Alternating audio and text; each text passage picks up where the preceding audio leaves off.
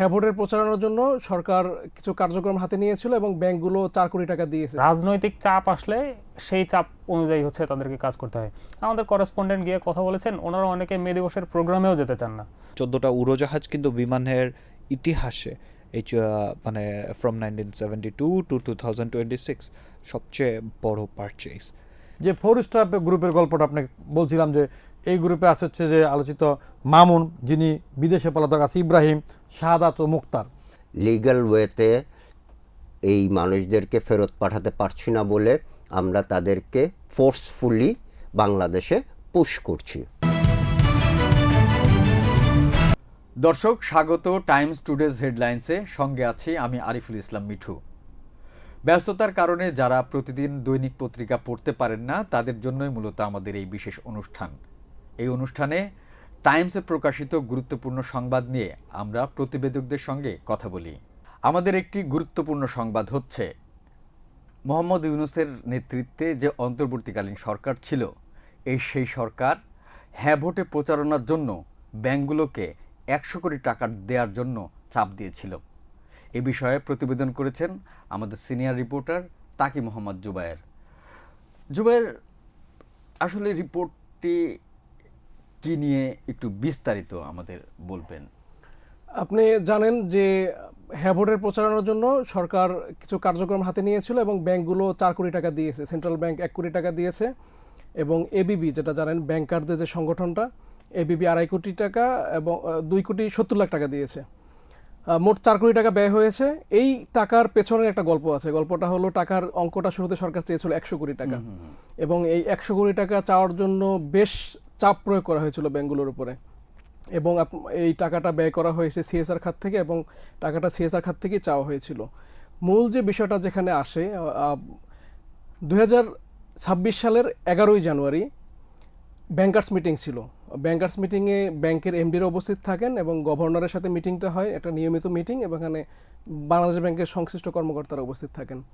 এই ব্যাংকার্স মিটিংয়ে এমডিরা এবং বাংলাদেশ ব্যাংকের কর্মকর্তারা যেদিন উপস্থিত হন, তারা খুব চমকে গিয়েছিলেন।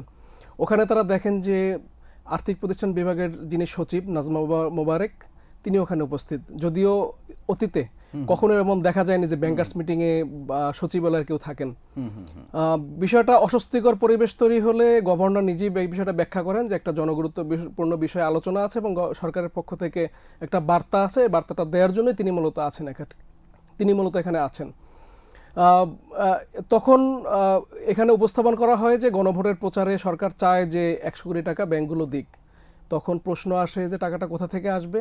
তখন উত্তর দেয়া হয় যে তাহলে এখানে সিএসআর খাত থেকে, যে জানেন যে সামাজিক দায়বদ্ধ কর্মসূচি নামে একটা প্রকল্প, একটা প্রজেক্ট রয়েছে, যেখানে শিক্ষা, স্বাস্থ্য, জলবায়ু, টেকসই জলবায়ু মানে এই বিষয়গুলোতে ব্যাংকগুলো তাদের আয়ের একটা অংশ ব্যয় করে এবং সেন্ট্রাল ব্যাংকও তার আয়ের একটা অংশ ব্যয় করে। কিন্তু সভায় এটা নিয়ে বিতর্ক হয় যে কোনো রাজনৈতিক প্রচারণায় বা এ ধরনের কোনো ভোটের প্রচারণায় এই সিএসআর খাত, যেটা সাধারণ মানুষের তহবিল, যেটা সাধারণ মানুষের উন্নয়নের জন্য যেটা ব্যয় হবে বা প্রান্তিক মানুষের উন্নয়নে ব্যয় হবে, সেই অর্থ ব্যয় করা যাবে কিনা, এটা নিয়ে তীব্র বিতর্ক হয়, পক্ষ বিপক্ষে কথা ওঠে এবং বাংলাদেশ ব্যাংকের কর্মকর্তারা যারা উপস্থিত ছিলেন তারাও তীব্র বিরোধিতা করেন। তখন গভর্নর বিষয়টাকে ওই সময় এটাকে পোস্টপন, মিটিংটা শেষ করেন, তিনি যে পরবর্তী বিষয়টা দেখবেন এটা আশ্বাস দিয়ে। এবং এর একদিন পরেই গভর্নর আবার এবিবিকে ডেকে পাঠান। এবিবি 7 জন কর্মকর্তা সহ ওখানে উপস্থিত হন। ওখানে সুজন নামে একটা সংগঠন আছে, যেটা জানেন, বদিউল আলম মজুমদার যেটা সম্পাদক, উনি উপস্থিত ছিলেন। সুশাসনের জন্য নাগরিক। পাশাপাশি বৈষম্য বিরোধী যে ছাত্র আন্দোলন, ওনাদের কয়েকজন নেতৃবৃন্দ ছিলেন। পাশাপাশি হলো ডিবেট ফর ডেমোক্রেসি যে একটা সংগঠন আছে, তাদের প্রতিনিধি উপস্থিত ছিলেন এবং বাংলাদেশ ব্যাংকের কয়েকজন সংশ্লিষ্ট কর্মকর্তা উপস্থিত ছিলেন। সেখানে আবার গভর্নর বলেন যে আপনাদেরকে 100 কোটি টাকা দিতে হবে, এটা গভর্নমেন্ট চান। এবং তখন এবিবি বলে আমাদের কাছে এই ফান্ড নাই, আমরা কিভাবে দেব। তখন এবং এটাও আলোচনা আসে যে আওয়ামী লীগের সময় এরকম ব্যাংকের অর্থ বিভিন্ন রাজনৈতিক কার্যক্রমে ব্যবহার করা হয়েছে। আপনাদের যদি অতীত ইতিহাস দেখেন, ওই আলোচনাটাও ওখানে বড় করেই আসে।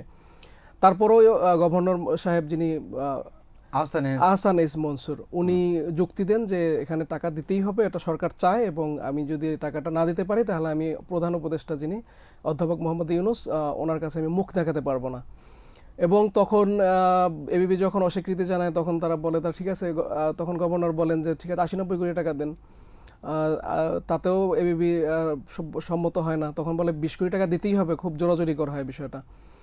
এবং পরবর্তীতে এবিবি জানায় যে আমরা সর্বোচ্চ আমরা সুজনকে 2.5 কোটি টাকা দিতে পারবো, আর ডিবেট ফর ডেমোক্রেসিকে 20-25 লাখ টাকা দিতে পারবো, এর বেশি সম্ভব না। আর যেহেতু বৈষম্যবিরোধী ছাত্র আন্দোলনের যে সংগঠনটি, ও তাদের যেহেতু নিবন্ধন নেই, তাদেরকে আমরা টাকা দিতে পারবো না। আপনি সবচেয়ে আশ্চর্য হবেন যে নিবন্ধনের এই সংগঠনটিকে 13 কোটি টাকা দেওয়ার জন্য ওখানে প্রস্তাব দেওয়া হয়েছিল। পরবর্তীতে এবিবি এই প্রস্তাব দিয়ে তারা চলে যায়। এর পরের দিনই হলো ওই বৈষম্যবিরোধী ছাত্র আন্দোলনের যে সংগঠনটি, তারা একটি স্যাড নামে একটি সংগঠনের নিবন্ধনের জন্য আরজিসিতে আবেদন করে।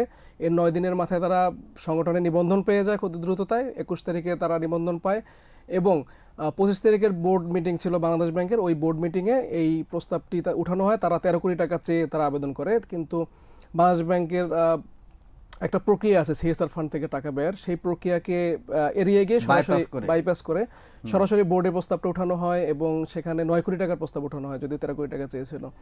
তখন কয়েকজন পর্ষদ সদস্য তারা এটার বিরোধিতা করেন যে সিএসআর ফান্ড থেকে এভাবে টাকা দেওয়া যাবে না এই কাজে, বা একটা সদ্যভূমিষ্ঠ সংগঠন, তার তো অতীত কোনো ইতিহাসও নাই।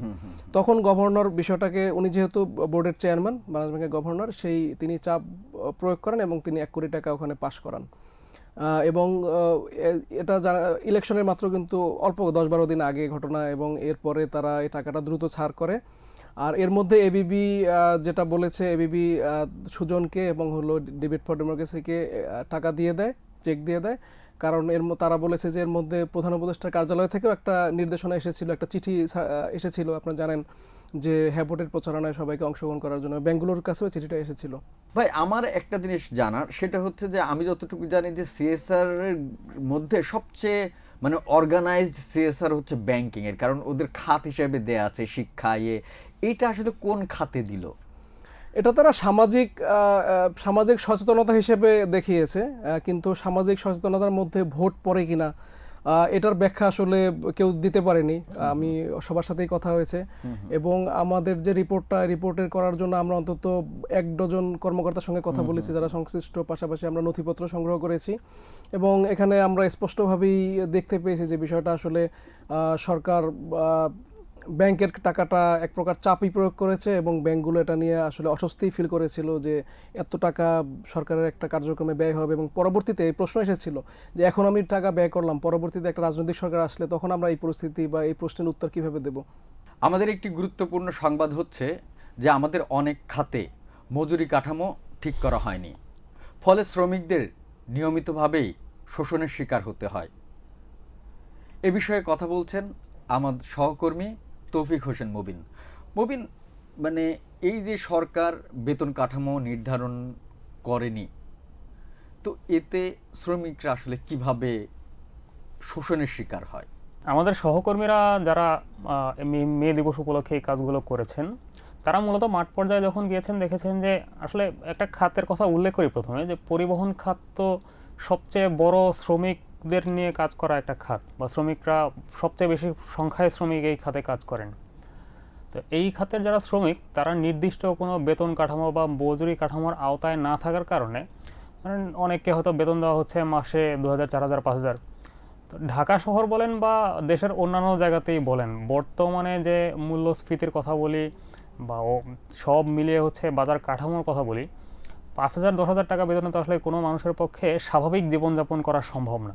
তারা বাধ্য এইখানে কাজ করতে থাকেন বছরের পর বছর, অন্য কোনো দিকে তাদের যাওয়ারও সুযোগ নেই। আবার একই সাথে ইনফর্মাল খাত হওয়ার কারণে যেটা হয় যে তাদের তো আসলে কোনো নিয়োগপত্র নেই। তো রাজনৈতিক চাপ আসলে সেই চাপ অনুযায়ী হচ্ছে তাদেরকে কাজ করতে হয়। আমাদের করেসপন্ডেন্ট গিয়ে কথা বলেছেন, ওনারা অনেকে মে দিবসের প্রোগ্রামেও যেতে চান না, কারণ বলেন যে হচ্ছে আমরা বাধ্য হয়ে যাই, রাজনৈতিক চাপ থাকে, দেখা যাবে যে প্রোগ্রামে না গেলে চাকরি নিয়েই টানাটানি, অথচ প্রোগ্রামে যাওয়ার পরেও আমাদের বেতন বলেন বা স্বাস্থ্য বলেন, শিক্ষা, চিকিৎসা কোনো কিছুই আসলে হচ্ছে ঠিকঠাক হয় না। সরকারের পক্ষ থেকেও যে এই নিয়ে খুব বেশি আসলে উদ্যোগ এখনও পর্যন্ত আছে সেটা আমরা দেখতে পাইনি কখনোই। এর বাইরে আরেকটা জায়গার কথা হচ্ছে আমাদের করেসপন্ডেন্টরা তুলে এনেছেন যে আমাদের যারা শিক্ষকরা আছেন তা আমাদের শিক্ষকদেরও তো আসলে কোনো নির্দিষ্ট বেতন কাঠামো নেই। সরকারি প্রতিষ্ঠানগুলোতে যারা চাকরি করেন তাদের হিসাবটা আলাদা, আমি তাদেরকে বাদ দিয়ে যারা বেসরকারি প্রতিষ্ঠানগুলোতে চাকরি করেন এবং এই বেসরকারি প্রতিষ্ঠানগুলোর মধ্যে যারা আবার এমপিওভুক্ত না তাদের কথা বলছি। কারণ বাংলাদেশে গ্রাম এলাকায় প্রচুর পরিমাণে শিক্ষা প্রতিষ্ঠান আছে। তো গ্রাম এলাকার এই শিক্ষা প্রতিষ্ঠানগুলোর শিক্ষকরা মাসে এমনও হয় যে 1000-2000 টাকা বেতনে বা একদম বিনা বেতনেও পড়ান। কারণ অনেকে এই পেশাটা আসলে চুজ করেন কারণ পেশায় একটা সম্মান আছে, আর তাছাড়া একটা স্কুলে গিয়ে পড়ানো মানে সেখান থেকে হয়তো 2টা টিউশন আসে, বাড়তি কিছু ইনকামের সুযোগ থাকে। তো ওই ইনকামটা দিয়ে আসলে তাদের সংসার চলে, যেই কারণে তারা পেশায় থাকেন। কিন্তু ধরেন সকালবেলা 7টা থেকে 2টা-3টা পর্যন্ত স্কুলের ডিউটি করা এবং এই পরিমাণে সময় ব্যয় করার পরে মান্থলি আপনি 1000 বা 2000 টাকা বেতন পাচ্ছেন, এইটাও তো আসলে এক ধরনের শোষণ। অনেকেই টাইমসের সাথে কথা বলার সময় এটা নিয়ে এক ধরনের অভিযোগ জানিয়েছেন। এমনি এটার কিন্তু দুইটা ডিফারেন্স আছে। ডিফারেন্স হচ্ছে যে ধরেন যে শিক্ষকরা তারা কিন্তু শ্রমিক না বেসিক্যালি, হ্যাঁ, তারা আসলে পেশাজীবী, হ্যাঁ, আর আমরা সম্ভবত শিক্ষকদের শ্রমিক হিসেবে আমরা দেখি না, হ্যাঁ। আমি আসলে যখন আমাদের প্রতিবেদনগুলো দেখছিলাম, কিন্তু মোটা দাগে আসলে তো সবাই শ্রমিক। মোটা দাগে সবাই শ্রমিক, এইটা একটা বিষয়। আর আরেকটা বিষয় হচ্ছে যে আমরা যারা আসলে শ্রম দিচ্ছেন যে কোনো উপায় হচ্ছে জীবিকা অর্জন করতে, তাদেরকে নিয়েই আসলে যেহেতু কাজটা করা, সেই জন্য একই সাথে যেমন আমরা পরিবহন শ্রমিকদের কথা বলছি, আবার এর পাশাপাশি শিক্ষকতা বলেন বা ইভেন যদি আমরা আমাদের নিজেদের সেক্টরের কথা বলি, সাংবাদিকতাও তো একটা বড় সেক্টর আছে যারা ফর্মাল ওই বেতন কাঠামোর বাইরে অনলাইন মাধ্যম বা টেলিভিশন মাধ্যমগুলো, তো সব খাতের কথাই আসলে এখানে উঠে আসে কম বেশি। রাষ্ট্রীয় প্রতিষ্ঠান বিমান বাংলাদেশ এয়ারলাইন্স নতুন করে 14টি বিমান কেনার উদ্যোগ নিয়েছে। এখন পর্যন্ত বিমানে আছে প্রায় 19টি উড়োজাহাজ। এ নিয়ে প্রতিবেদন করেছেন আমাদের সহকর্মী ইব্রাহিম। মানে নতুন করে 14টা, এইটা আসলে কি ধরনের তাৎপর্য? এটার তাৎপর্য কিন্তু অনেকটা ডিফারেন্ট, কারণ যেটা হয়েছে যে 14টা উড়োজাহাজ কিন্তু বিমানের ইতিহাসে এই মানে ফ্রম 1972 টু 2026 সবচেয়ে বড় পারচেজ। বিমানের এই পারচেজটা করা ইম্পর্টেন্ট ছিল। এভিয়েশন এক্সপার্টরা যেটা বলছে যে আমাদের বিমানের যে কারেন্ট ফ্লিট আছে, আমাদের যে 19টা উড়োজাহাজের যেই ফ্লিট, সেটা অলরেডি আউটডেটেড হয়ে গেছে।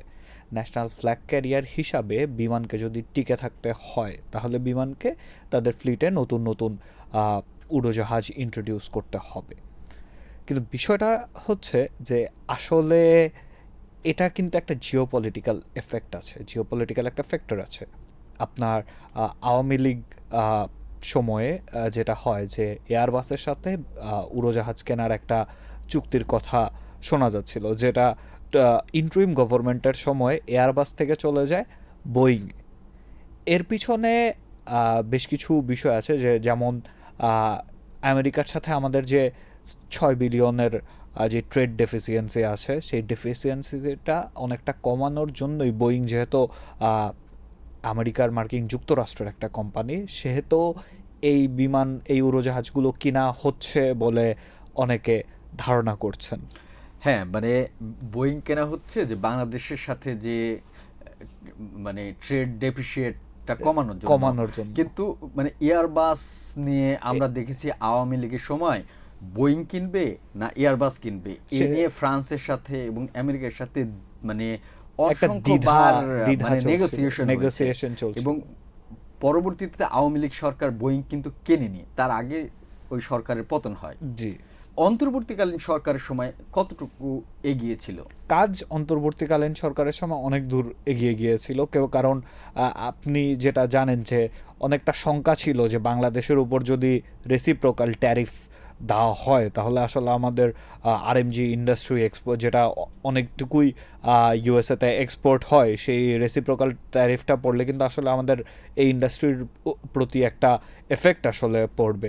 তো অনেকে ধারণা করেন যে আসলে বোয়িংয়ের ডিলটা যেটা বিমানের সাথে, সেটা যতটা না অ্যাভিয়েশন রিলেটেড, তার চেয়ে অনেকটুকু বেশি জিওপলিটিক্যাল।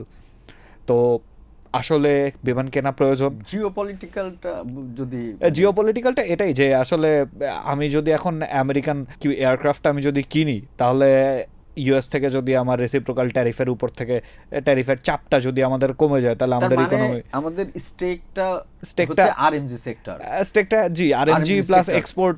হ্যাঁ আরএমজি সেক্টর, কারণ টোটাল আমাদের যে আরএমজির যে এক্সপোর্ট তার 50%, নিয়ারলি 50%ই একটা সিঙ্গেল কান্ট্রি হচ্ছে আমেরিকা কেনে। জি এখন তো জিনিসটা- এখন আমি মানে একটু কিউরিয়াস যে 14টা উড়োজাহাজ কেনা হবে, হ্যাঁ, এই 14টা আমরা কবে পাবো? এই 14টা আমরা পাবো হচ্ছে প্রথম ডেলিভারিটা আসবে আমাদের 2031 সালে, এবং লাস্ট ডেলিভারিটা আমরা সম্ভবত 2036 সালে আমরা পাবো।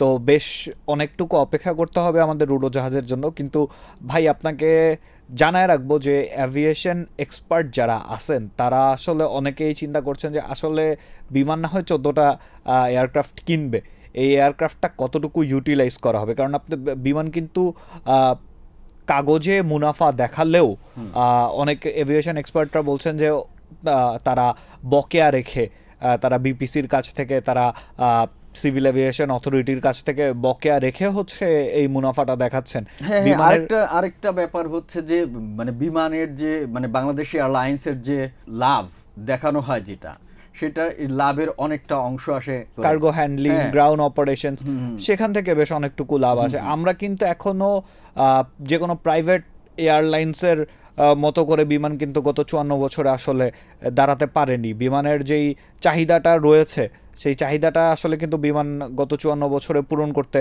পারেনি। এখন সামনে যদি আমরা কিসের চাহিদা? যাত্রী চাহিদা যেটা আছে, যাত্রীদের প্যাসেঞ্জার ফ্লাইট অপারেশনস, যেটা মানে যাত্রীদের চাহিদা আছে, যাত্রীদের অবশ্যই চাহিদা আছে। আপনি যদি মানে একটা ন্যাশনাল ফ্ল্যাগ ক্যারিয়ার, বিমান সাবসিডাইজডও যদি হয়, বিমান যদি লসেও চলে, তারপরেও কিন্তু যাত্রীরা দেশপ্রেম থেকেও বিমানে চড়তেই স্বাচ্ছন্দ্য বোধ করেন।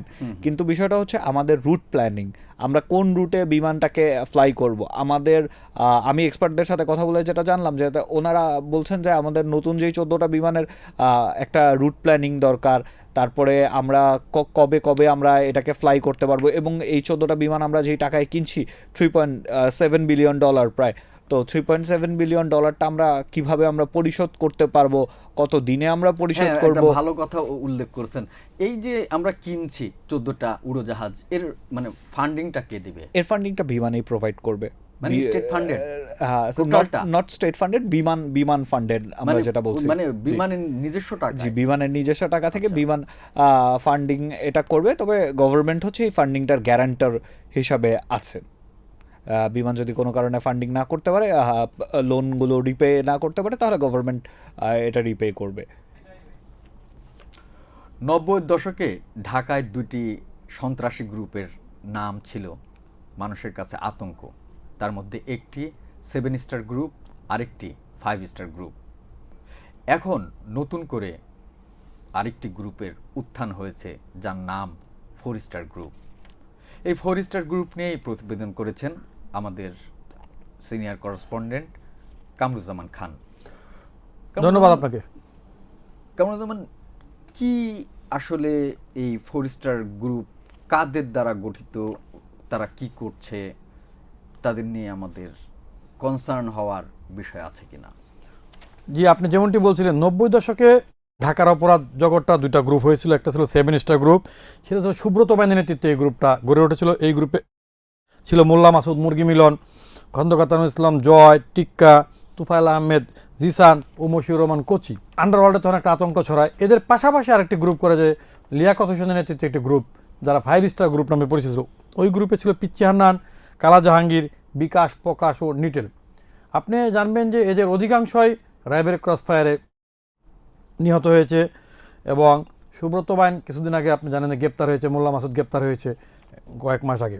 এই গ্রুপের আধিপত্যের কথা অনেকদিন ধরে শোনা যাচ্ছিল, এরা ঠিকাদারি, চাঁদাবাজি, দখল সব কিছু নিয়ন্ত্রণ করত। এই প্রেক্ষাপটে 2001 সালে ডিসেম্বরে 23 সন্ত্রাসীকে ধরে দেওয়ার যে তালিকা তৎকালীন সরকার ঘোষণা করেছিল, পুরস্কার স্বরাষ্ট্র মন্ত্রণালয় ঘোষণা করেছিল পুরস্কার, সেই তালিকা এই যে 7 স্টার 5 স্টার গ্রুপের প্রায় সবার নামই ছিল। এখন যখন এই স্টার গ্রুপের একটি আমি যারা অপরাধ বিশেষজ্ঞ, সমাজবিজ্ঞানী, তাদের সাথে আলাপ করলাম, অপরাধীরা কেন এইসব বিশেষায়িত স্টার যোগ করে তাদের গ্রুপের আগে, নামের আগে বিশেষণ বিশেষণ। এটা আমি পুলিশের সাথে, গোয়েন্দা বিভাগের সাথে কথা বললাম, তারা বলে যে মানুষের দৃষ্টি আকর্ষণের জন্য বিশেষণ দিলে পরে একটু তাড়াতাড়ি নজর করা যায়, আকর্ষণ করা যায়, এবং যদি একটু মানে খেতাবটা ব্র্যান্ডিং করা যায় তাহলে পরে মানুষের মধ্যে আতঙ্কও ছড়ায়। এই কারণেই মূলত তারা এটা করে।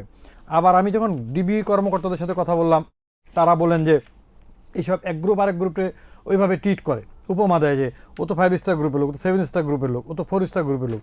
বাট আইনশৃঙ্খলা বাহিনীর কর্মকর্তারা বলছেন যে আমরা কে কোন স্টার কোন গ্রুপ সেটা না, আমাদের কাছে অপরাধীর পরিচয় অপরাধী। এক্ষেত্রে আপনি জানবেন যে গত 2025 সালের নভেম্বরে মিরপুরে একজন যুবদল নেতা খুন হয়েছেন, গোলাম কিবরিয়া।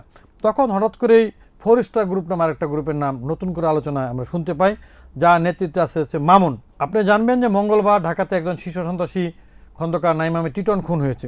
এই খুনের পরে আন্ডারওয়ার্ল্ডে নানা রকম গল্প, আলোচনা, জল্পনা চলছে যে কারা খুন করেছে। এখানে আলোচনা এসেছে ইমনের আপন ভগ্নিপতি, টিটনের আপন ভগ্নিপতি সানজিদুল ইসলাম ইমনের নাম। আবার এজাহারে সরাসরি নাম উল্লেখ না করলেও আরেক শীর্ষ সন্ত্রাসী পিচ্চি হালালের নাম উল্লেখ করা হয়েছে, তারা করতে পারে। আবার দেখা যাচ্ছে যে আরেকটা গ্রুপ বলছে জিসান এটা করতে পারে, সেও আরেক সন্ত্রাসী। এরই মধ্যে শীর্ষ সন্ত্রাসী পিচ্চি হালাল, যিনি দীর্ঘদিন কারাগারে ছিলেন, 2005 সালে 5 আগস্টের পরে যিনি কারামুক্ত হয়েছেন, তিনি বিভিন্ন গণমাধ্যমে ফোন করে বলছেন যে এই ঘটনার সাথে ইমন জড়িত এবং এর সাথে 4 স্টার গ্রুপ আছে। যে 4 স্টার গ্রুপের গল্পটা আপনাকে বলছিলাম, যে এই গ্রুপে আছে হচ্ছে যে আলোচিত মামুন, যিনি বিদেশে পলাতক আছে, ইব্রাহিম, শাহাদাত ও মুক্তার। এরা প্রত্যেকেই ওই মিরপুর পল্লবী ওই এলাকার খুব ভয়ঙ্কর সন্ত্রাসী, পুলিশের কাছে মোস্ট ওয়ান্টেড। আইনশৃঙ্খলা বাহিনীর কাছে তথ্য আছে যে এরা বিদেশে বসে, কেউ দুবাই, কেউ মালয়েশিয়া বসে অপরাধ জগতে নেতৃত্ব দিচ্ছে, কলকাতা নার্সি। এই অবস্থায় আইন প্রক্রিয়া সংস্থা যদি তাদের ব্যাপারে বাড়তি নজরদারি, অভিযান এবং গোয়েন্দা তৎপরতা না চালায়, এরা কিন্তু ঢাকার আইনশৃঙ্খলা পরিস্থিতির জন্য আসলে রিস্ক হয়ে গেছে। আমাদের আরেকটি গুরুত্বপূর্ণ সংবাদ হচ্ছে, আসামের মুখ্যমন্ত্রী হেমন্ত শর্মা একটা সাক্ষাৎকারে বলেছেন তারা অবৈধ মানুষকে বাংলাদেশে পুশব্যাক করছে। এ নিয়ে প্রতিবেদন করেছেন আমাদের সহকর্মী শাহরিয়ার জামান। একটু বলবেন যে স্টোরিটা কি নিয়ে, মানে কেন হঠাৎ করে তিনি এই মন্তব্য করলেন? আচ্ছা, ধন্যবাদ। এই ইন্টারভিউটা আনন্দবাজার পাবলিকেশন, তারা হেমন্ত শর্মার একটা ইন্টারভিউ নিয়েছিল। এটা ইউটিউব চ্যানেলে, আনন্দবাজার পাবলিকেশনসের ইউটিউব চ্যানেলে এইটা 19 এপ্রিল প্রথম প্রকাশিত হয়, কিন্তু এইটা বড় আকারে নজরে আসে গতকালকে বলবো না, 2 দিন আগে। এবং এর পরপরই গতকালকে আমাদের পেপারে একটা সংবাদ প্রকাশিত হয় তার ইন্টারভিউটা নিয়ে, যেখানে উনি খুবই পাবলিকলি অ্যাকনলেজ করছেন যে তারা অবৈধ পন্থায়, এবং শব্দটা উনি ব্যবহার করেছেন যে আমরা লিগ্যাল ওয়েতে এই মানুষদেরকে ফেরত পাঠাতে পারছি না বলে আমরা তাদেরকে ফোর্সফুলি বাংলাদেশে পুশ করছি, পুশ ব্যাক যেটাকে বলে কমনলি। এইটা, এবং এটা তার ইন্টারভিউতেই বলা আছে যে লিগ্যাল ওয়েতে তারা আসছে না, এবং এটা উনি ক্যান্ডিডলি বলেছেন। এবং এখানে উনি আরও একটা মন্তব্য করেছেন সেখানে, যে উনি চান না যে বাংলাদেশ এবং ইন্ডিয়ার ভিতরে ভালো রিলেশনশিপ থাক, কারণ এই ভালো রিলেশনশিপ যদি না থাকে তাহলে এই পুশ ব্যাক করাটা তার জন্য সহজ হয়। তো এটার উপরে ইন্টারভিউর উপরে একটা প্রতিবেদন গতকালকে গিয়েছে। আজকে এটার একটা অ্যানালাইসিস যেটা ছাপা হয়েছে, যে এই পার্টিকুলার অ্যাকশনের মাধ্যমে আসলে ভারত যে কাজটা করছে সেটা তার নিজের ডোমেস্টিক যে law, international laws, human right laws এবং বায়োল্যাটারাল যে অ্যারেঞ্জমেন্ট রয়েছে বাংলাদেশের সাথে, এই সবগুলোই কিন্তু তারা ভায়োলেট করছে। আমি যদি ডোমেস্টিক লর কথা বলি, যে একজন সিটিজেন অথবা রেসিডেন্ট যেভাবেই আপনি দেখেন, প্রত্যেকেরই কিন্তু অধিকার আছে। এটা পৃথিবীর সব দেশেরই ডোমেস্টিক লর ভিতরে এটা ইমবেডেড, যে প্রতিটা দেশেরই, প্রতিটা লোকেরই কিন্তু অধিকার আছে লিগ্যাল যে এইড সেটার সহায়তা নেওয়ার। অর্থাৎ আপনি যদি বলেন যে তোমাকে আমি ডিপোর্ট করব, তাহলে সেটাকে আপনাকে চ্যালেঞ্জ করার অধিকার থাকতে হবে কোর্টে, এবং এটা কিন্তু তাদের ডোমেস্টিক লর ভিতরেই থাকতে হবে। এইখানে কিন্তু সেটা কমপ্লিটলি ভায়োলেটেড।